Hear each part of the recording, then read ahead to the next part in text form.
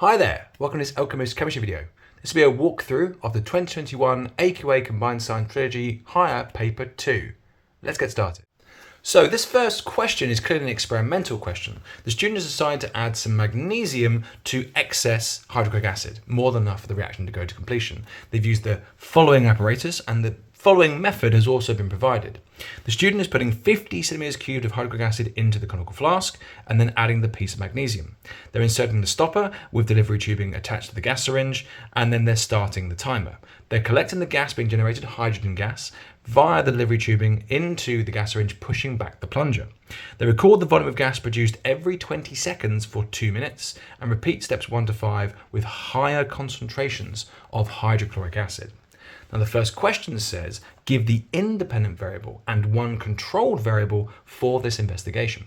So the independent variable is the input variable. It's the variable that you as the experimenter decide to change, whilst the control variables are the variable or variables that the experimenter chooses to keep the same to create what is known as a fair test. In a fair test, the only factor influencing the dependent variable, the factor which you're measuring, is the independent variable, because all the other factors are being controlled.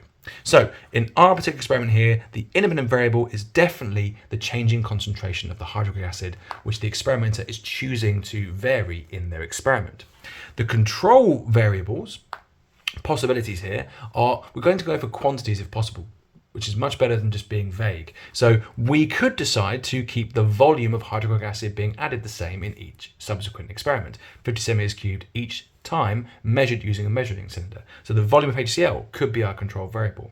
Or we could decide to keep the magnesium mass the same each time. Always use 5 grams, for example, of magnesium in each experiment, measuring that mass using an electronic balance.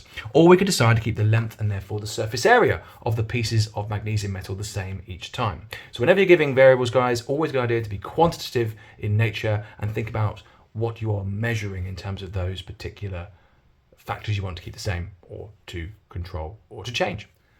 The next part of the question is a data plotting exercise. We've been given a table of data and we're then being asked to plot that data onto a corresponding graph. First thing to do is make sure our points are plotted really precisely, ideally within half a square of where they need to be based on the information in the table. Now when we've done that, we can clearly see that the points are in a curvature rather than a straight line. So our line of best fit is drawn freehand without a ruler through those data points to create our curve of best fit.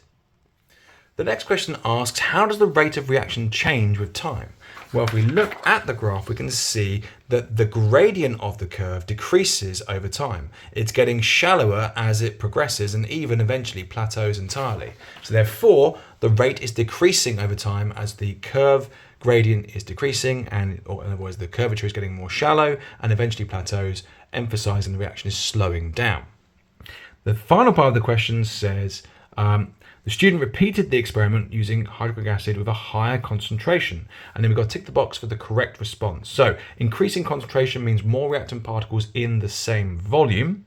Okay, and so the only possible option that makes sense here is that the magnesium would have reacted more quickly, because increasing concentration increases the rate of reaction because there are more collisions per second taking place. This final part of the question is looking at something known as collision theory. So temperature also affects the rate of reaction. Explain how increasing temperature affects the rate of the reaction, and you should refer to particles and collisions in your answer. So increasing temperature will increase the average kinetic energy of the particles, meaning they will be moving faster. This will increase the frequency of collisions. In other words, there will be a great number of collisions taking place per second. But not only that, there will also be a great number of collisions per second occurring with energy exceeding above the required activation energy or requirement for the reaction to occur. Therefore, the rate of reaction will increase. There will be a greater number of successful collisions per second, as emphasized by a diagram here where the particles are moving faster and hitting the magnesium ribbon more often, more per second, but also with greater energy upon collision. So there's an increased frequency of collisions with energy exceeding the required activation energy for the reaction to occur. Okay, question 2 is looking at crude oil as a resource. So most of the compounds in crude oil are known as hydrocarbons. Might come back to that later. Complete the following sentence. Crude oil is formed from the decomposition of, well, our best answer here will be either plankton or biomass. Ancient microscopic life forms that have been metamorphosed over time into crude oil. Alkanes are hydrocarbons. Give the name of the alkane molecule that has 3 carbon atoms. So I've written down the side here a mnemonic that might help us answer this, which is monkeys eat peanut butter peacefully and happily. Methane, ethane, propane, butane, pentane, hexane. That's 1, 2, 3, 4, 5, 6 carbons in terms of the molecular naming. So monkeys, methane, 1 carbon. So 1, 2, 3. Propane is a 3 carbon based alkane molecule. So our name here for the alkane with 3 carbon atoms is propane, C3H8. Okay, figure 3 shows 2 different alkane molecules, a very small molecule known as methane and a slightly larger molecule known as hexane, 6 carbons long, hence the hex.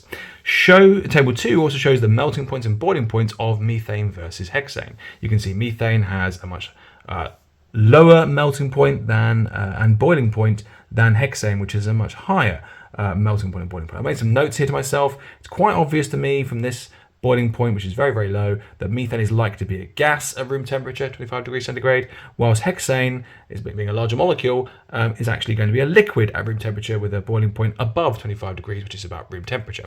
So what we're going to do is write down a contrasting list of information comparing methane against hexane in terms of their structure and properties based on all the information we have on this page. So here we go. So methane, okay, is CH4. You can see that from the diagram above. So it has 1 carbon and 4 hydrogen atoms. It is a hydrocarbon because it contains carbon and hydrogen atoms only. It is saturated because it contains no carbon to carbon double bonds. It is a simple covalent molecule, or simple covalent structure. Therefore, it is molecular in nature, made up of small molecules. And between those molecules, there will only be weak intermolecular forces, only weak forces holding those molecules together. And that means it's going to be a gas at room temperature and has a lower boiling point than hexane because it doesn't take much heat energy to overcome those weak intermolecular forces. This will make it more volatile, easier to evaporate, and more flammable than hexane. Now let's look at hexane. Hexane's formula is C6H14. Again, we can get that from the picture above of the displayed formula. 6 carbons and 14 hydrogens in this molecule. It's a hydrocarbon because it contains carbon and hydrogen atoms only.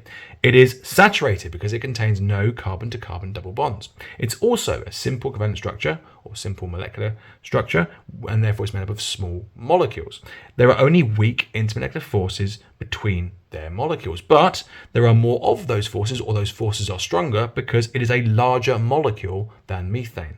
Therefore, it is actually a liquid at room temperature, has a higher boiling point than methane because it takes more energy to overcome the greater proportion of weak intermolecular forces found in hexane versus methane. It's less volatile, it's less easily evaporated than methane, and it's more viscous than methane, which means it's thicker and it flows less easily than methane would. And that concludes our summary of these 2 molecules. The next question is looking at a process known as cracking, catalytic cracking in fact. Decane, C10H22, a large molecule, relatively, is cracked to produce 2 products. Complete the equation for the reaction. So we know we're cracking a larger molecule, C10H22, into what was currently a missing answer here, and C2H4 as well. So if we simply take away C2H4 from the starting molecule, C10H22, we find out what the remainder is, and therefore what the other molecule must have been, which was missing from this gap. So carbon 10 minus carbon 2 leaves us with carbon 8. Carbon 22 minus carbon 4 leaves us with H18. So the missing molecule must have been C8H18 or octane. And then carrying on, C2H4 is actually an alkene, a different family or homologous series of molecules. What is the test for alkenes? And give the result of this test to show the alkene is present. So what we do is we add bromine water, and what we'll observe is an orange to colourless colour change. Now why is that? Well, it's because alkenes, being unsaturated hydrocarbons, they contain a carbon to carbon double bond, which makes them more reactive relative to saturated molecules like alkanes. When we add bromine water, which is orange, to the alkene gets involved in something called an addition reaction and will react with the bromine, taking those bromine atoms into its structure, forming this molecule here, which is 1,2-dibromoethane. Not important for the name, but the key thing is this molecule has no color compared to the bromine, which was orange. So the double bonded alkene has reacted with the bromine in an addition reaction, and the colour change from orange to colourless occurs because that reaction has taken place, and that is a classic test for the presence of alkenes. Right then, we're on to question 3, which is looking at water treatment, how we turn dirty water into drinkable water, often known as potable water. So a method used to produce potable water depends on the available sources of water. To test how copper sulfate can be used to test for the presence of water. This is actually linking to the reversible reactions topic. So anhydrous copper 2 sulfate, i.e. not in the presence of water, is a white powder. But when you add water, liquid water, to that white copper 2 sulfate compound, it actually interacts with the water molecules and forms a hydrated salt with water crystallization as part of its structure, and that hydrated copper 2 sulfate is blue. So we can see we start with a white powder, which is this substance here, the anhydrous copper 2 sulfate. When it interacts with water, when it reacts with the water, it forms hydrated copper 2 sulfate, which is blue in color, and that color change from white to blue indicates that water was present. Not that water was pure, that it was at least there. Next part of the question is about the purity aspect. So the boiling point is used to check the purity of a sample of water. In chemistry, what is meant by a pure substance? Well, a pure substance is comprised of only one type of substance. So a pure substance is comprised of only one element or compound or type of molecule. So pure water, for example, would contain only water molecules and no other dissolved solutes. This next part of question 3 is a random calculation question, frankly. So the boiling point of a 250 gram sample of water is 100.6 degrees centigrade. The boiling point of a pure sample of water for a data booklet is 100 degrees centigrade. And each 1% of impurity increases the boiling point of water by 0.12 degrees centigrade. We have to calculate the mass of impurities in this sample of water. So the first thing we do is take away 100 degrees centigrade away from 100.6 degrees centigrade, meaning the temperature difference is only 0.6 degrees centigrade.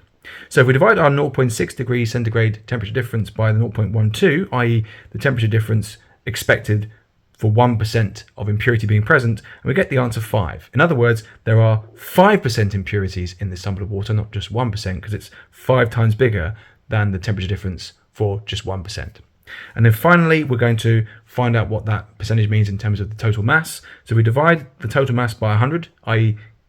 that's giving us 1% of the mass of 250, and then times by the fact we have 5% impurities, that gives us 12.5 grams. In other words, we're expecting there to be 12.5 grams of impurities in this 250 gram sample of water. There's a bit of an interesting application question there.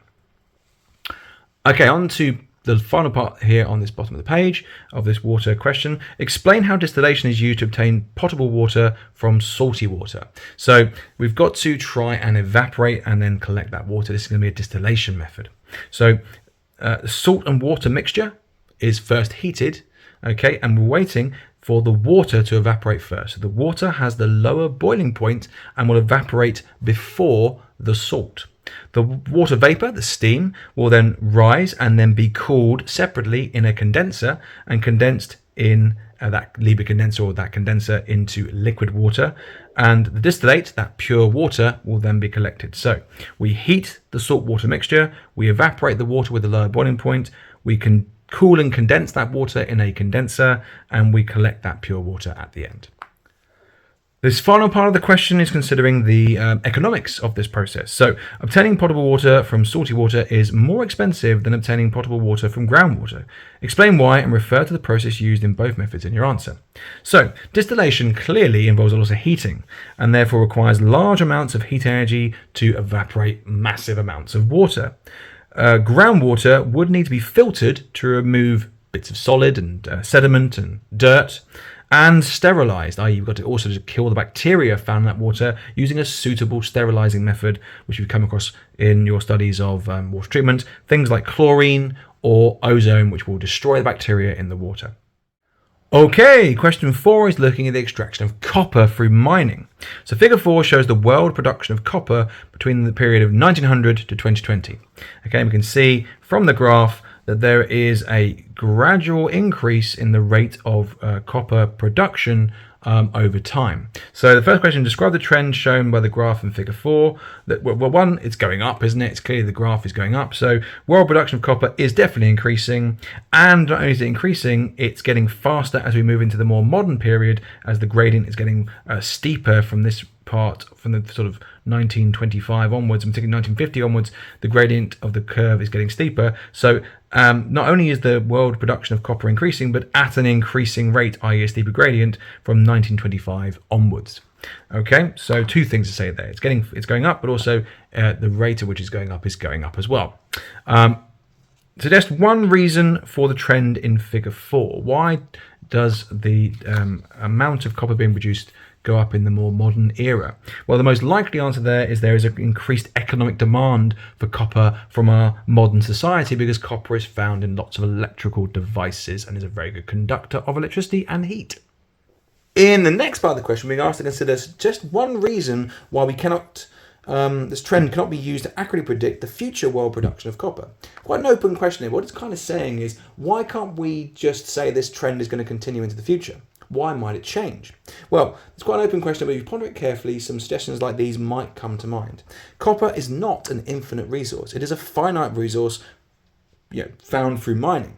And eventually, the amount of copper in our Earth's crust will decrease and eventually even be exhausted, meaning we would have a decrease in production of copper over time. Or other metals, rare earth metals, for example, may be in greater demand than copper in the future, as they have a myriad of uses in our modern electrical devices like smartphones. And the third one is, well, maybe there are other things happening to this copper. Some of the demand for copper may be met, not through continuous exploitation of new sources of copper through mining, but maybe through reusing copper items or even recycling existing amounts of copper. High-grade copper resources are now difficult to find. Phytomining is used to extract copper from low-grade ores. There are 5 steps to phytomining, and we have to put these steps into the correct order. Common sense plus a bit of revision and knowledge of this process will prevail. So let's look at this list and see what comes first. Well, first we have to grow the plants on the copper ore, and that would be B. Plants absorb metal compounds. We grow the plants on the low-grade ore. The roots absorb copper ions from that low-grade ore into the plant. We then have to harvest the plants to collect them, okay, and then we have to burn the plants to create a fine ash, and that ash is what we're then going to try and get the copper out of. Copper compounds form an ash, and that's from the burning process, which is then dissolved in an acid, okay, to leach the copper ions from the ash, and then finally we have to get the copper out from that copper ion solution. So the solution of copper compound is electrolyzed to extract the copper in the form of plating on the electrode itself. You could also just use displacement at that stage as well. So in terms of the correct order there, looking at the numbering here and mapping up letters, it's B, D, C, A, E as the right order, which is option 2. Okay, next we're being asked to look at 2 disadvantages of phytomining compared to traditional mining methods of heavy industry. Do not refer to cost in your answer, so don't refer to cost. Well, one, it's going to take a long time, isn't it, to grow the plants, have the plants extract the copper ions from the low-grade ore, harvest the plants, burn the plants, interact the ash with acid. It's a very long, laborious, slow process. Secondly, it doesn't have a particularly good yield of product. It's a low yield process, therefore it might struggle to meet the economic demand of our society unless it was made more efficient or optimized. Okay, the last question here is a doozy. It's a bit of an interesting question, so we'll have a look at this. In 1 year, 8.89 times 10 to the 9 kilograms of copper were produced. 41% of this copper was produced from recycled copper. The energy need to produce 1 gram of copper from copper ore is 70.4 megajoules. The energy needed to produce 1 kilogram of recycled copper is 27.2 megajoules. Calculate the difference in energy used if all the copper was produced from recycling rather than this 41-59 split. So that's actually asking a lot. So, and again, we've got to give our answer to 3 sig fig. So the first thing I've done here is just deal with this information here about the normal situation in a normal year. So in a normal year, if 41% of our copper is recycled, that means 59% is not recycled. So we do 8.89 times 10 to the 9 kilograms, the total amount of copper produced in 1 year, times by 70.4 megajoules, which is the energy output, energy needed to extract that copper, times by 0.59, i.e. that's the 59% not recycled, giving us 3.693 times 10 to the 11 megajoules associated with the not recycled 59% of copper extraction. Then we look at the recycled amount of energy. So remember, recycled is 41%, so 8.89 times 10 to the 9 kilograms times by 27.2 megajoules, that's the recycled energy input, times 0.41, i.e. 41%, is 9.914 times 10 to the 10 megajoules. Now, the sum of both of those, i.e. all the energy required for the normal year, is the two numbers added together, which is 4.684 times 10 to the 11 megajoules. Now we pretend there's a situation where, what if we recycled all of the copper? So that means that all of that number is linked to this energy for recycling. So 8.89 times 10 to the 9 kilograms of copper produced, but all through recycling, and therefore the energy required for that, 20 times 27.2 is 2.418 times 10 to 11 megajoules. So take away from the amount from a normal year, the amount, if the energy was all coming from the recycling process, i.e. we're just recycling copper, and the difference between those two numbers is 2.266 times 10 to the 11 megajoules. And again, we want the 3 sig fig, so that's 1, 2, 3, cut it there. That number's higher than 5, so we round this 6 up. So in other words, we leave that answer as 2.27 times 10 to the 11 megajoules as the difference in energy between the normal year versus if we decided to recycle all the copper to meet our copper needs. Really quite a tricky mathematical question there, and if you stuck with me there, well done. Okay, we're now on to questions looking at atmospheric pollutants. Okay, so atmospheric pollution is emitted by cars. Some cars emit nitrogen dioxide. Describe how nitrogen dioxide is produced in a car engine that burns fossil fuels. So the combustion of the fossil fuel in the car engine makes the engine very hot. It generates a very high temperature, and only at those high temperatures will nitrogen and oxygen in the air, which are generally quite unreactive in lower temperatures, be able to react together to form the nitrogen dioxide. So the nitrogen dioxide isn't coming directly from the combustion of the fuel, and therefore is not a product of combustion from the fuel. It's actually the high temperature generated by the burning process allows nitrogen and oxygen in the air to react together to form nitrogen dioxide. We're now given a table that shows the concentration of nitrogen dioxide in the air in micrograms per meter cubed across a number of days of the week in different locations, city centre, countryside and motorway, all generating different amounts of nitrogen dioxide based on the emissions. Now we've got an interesting question that comes up after this. So we've been told that the mean value of nitrogen dioxide in the air in a whole week in the city centre is 33 micrograms per metre cubed. Then we're then asked to calculate X. Now X is the missing value for the city centre on a Sunday in terms of the concentration of nitrogen dioxide. Calculate the value X, the concentration of nitrogen dioxide in the air in the city centre on Sunday. So we know that the average for the city centre is 33 micrograms per metre cubed, and there are 7 days in the week. So we do 33, that average, times 7 days. We take away all of the information we have from the table in terms of what we know, which is the fact we have 37 times 3 for the Tuesday, Wednesday, Thursday. For Tuesday, Wednesday, Friday even. We've got the 35 for the Monday, the 34 for the Thursday, and the 29 for the Saturday. So we do 33 times 7, i.e. the average times 7 days, take away the days we know about, which were 37, which were 3 days, the 34 for one of the days, the 35 for one of the days, and 29 for one of the days, and then what's left over, the missing number which would have generated this average in the first place, is 22. So that was what was missing for Sunday. 22 is the answer.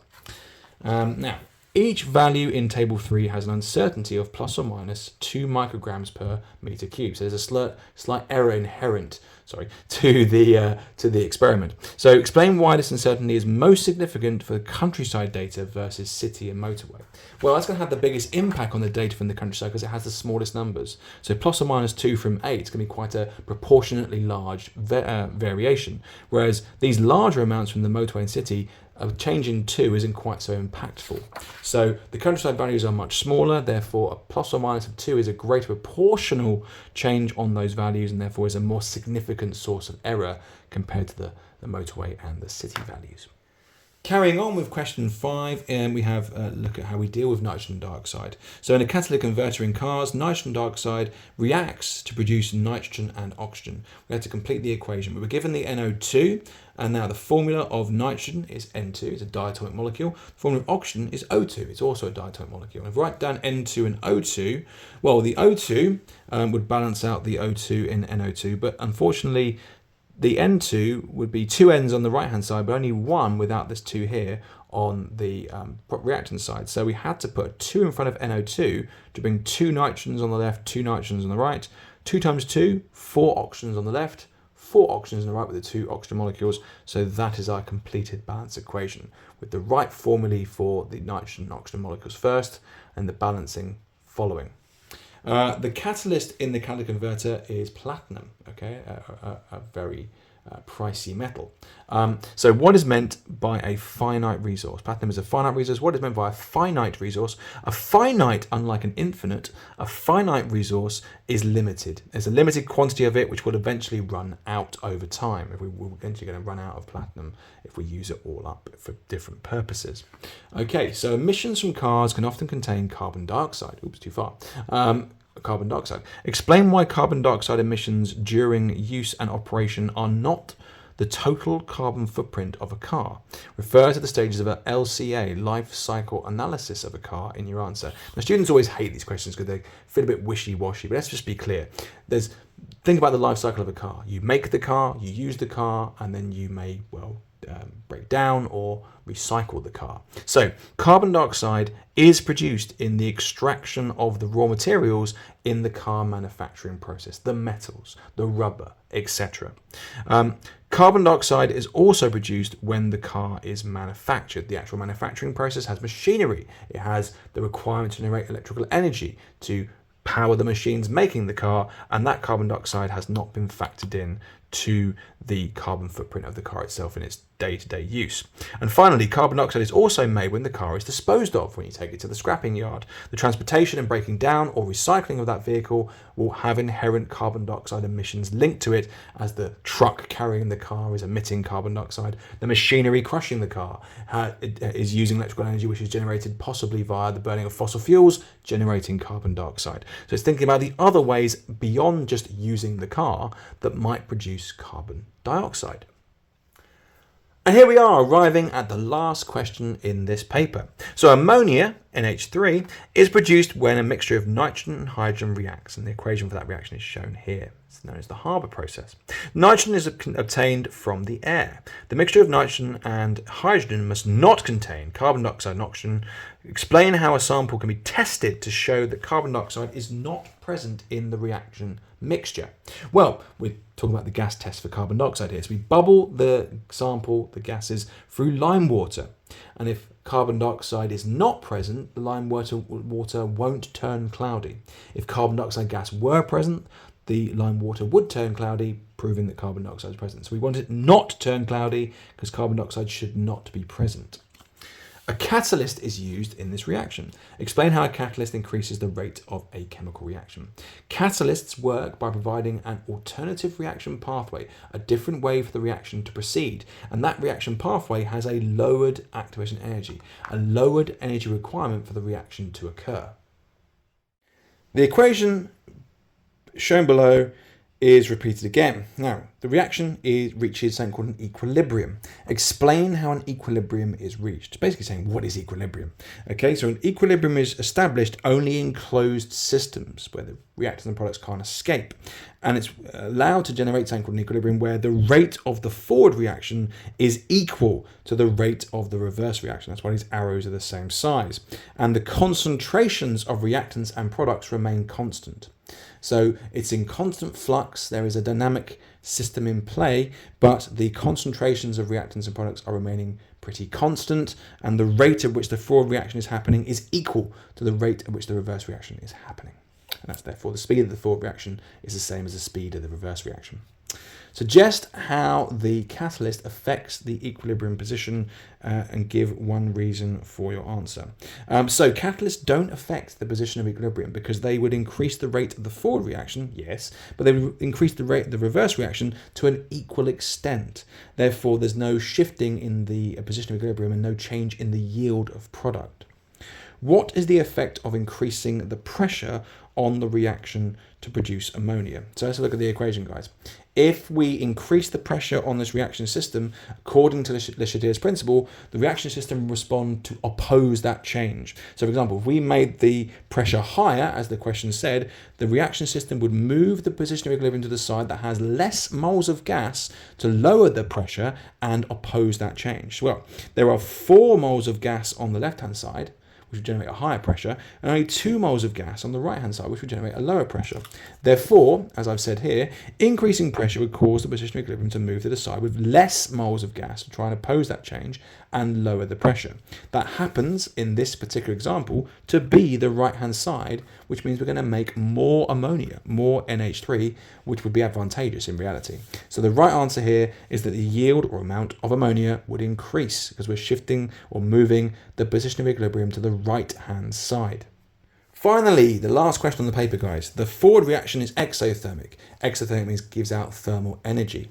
Explain the effect of increasing temperature on the yield of ammonia gas produced in this reaction. The forward reaction is making ammonia, don't forget. Well, increasing temperature would cause the position of equilibrium to move to the left-hand side in the endothermic direction, i.e. taking in thermal energy, to oppose the changing condition. We've made the temperature higher, the reaction system will try and move the equilibrium to try and bring down the temperature, and the only way it could do that is by moving in the endothermic direction, which takes in thermal energy and lowers the temperature. This happens to be the left-hand side in this particular reaction, and therefore we would actually reduce the yield of ammonia. So that change would have been counterproductive if you were trying to make more ammonia. And that concludes this paper. I hope this walkthrough has been useful to you, and I wish you the best of luck with your exams in the future. Take care. Bye for now.